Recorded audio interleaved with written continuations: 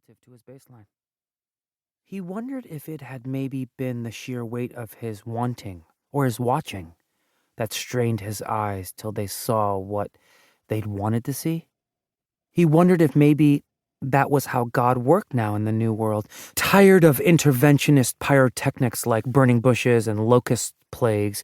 Maybe God now worked through the tired eyes of drunk Iranians in the American Midwest, through CVS handles of bourbon and little pink pills with G31 written on their side. Cyrus took a pull from the giant plastic Old Crow bottle.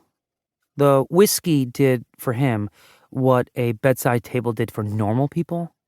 It was always at the head of his mattress, holding what was essential to him in place. It lifted him daily from the same sleep it eventually set him into. Lying there, reflecting on the possible miracle he just experienced, Cyrus asked God to do it again. Confirmation like typing your password in twice to a web browser. Surely, if the all-knowing creator of the universe had wanted to reveal themselves to Cyrus, there'd be no ambiguity. Cyrus stared at the ceiling light, which in the fog of his cigarette smoke looked like a watery moon, and waited for it to happen again. But it didn't. Whatever sliver of a flicker he had or hadn't perceived didn't come back. And so lying there in the stuffy haze of relative sobriety, itself a kind of high, amidst the underwear and cans and dried piss and empty orange pill bottles and half-read books held open against the hardwood, breaking their spines to face away, Cyrus had a decision to make. 1. 2 years later. Monday. Katy University, 6th of February, 2017. I would die for you, Cyrus said alone to his reflection in the little hospital mirror. He wasn't sure he meant it, but it felt good to say. For weeks he had been playing at dying. Not in the Plath, I have done it again 1 year in every 10 way. Cyrus was working as a medical actor at the Katy University Hospital.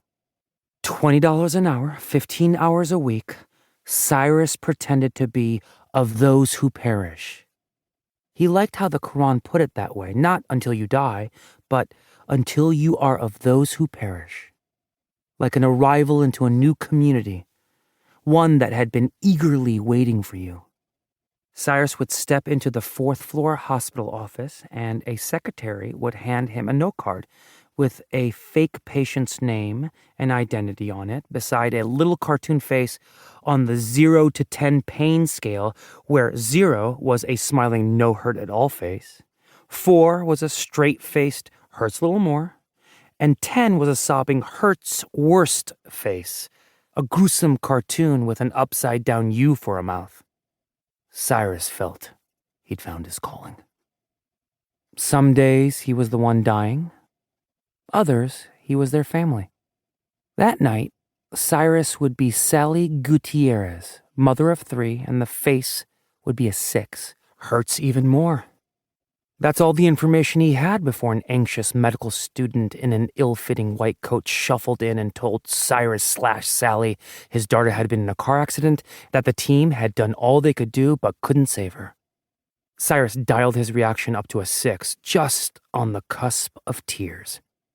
He asked the medical student if he could see his daughter. He cursed and at one point screamed a little. When Cyrus left that evening, he grabbed a chocolate granola bar from the little wicker basket on the secretary's table.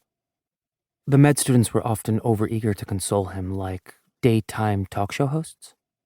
Or they'd be repelled by the artifice of the situation and barely engage. They'd offer platitudes from a list they'd been made to memorize, try to refer Cyrus to the hospital's counseling services. Eventually, they would leave the exam room, and Cyrus would be left to evaluate their compassion by filling out a photocopied score sheet. A little camera on a tripod recorded each exchange for review. Sometimes the medical student would ask Cyrus if he wanted to donate his beloved's organs.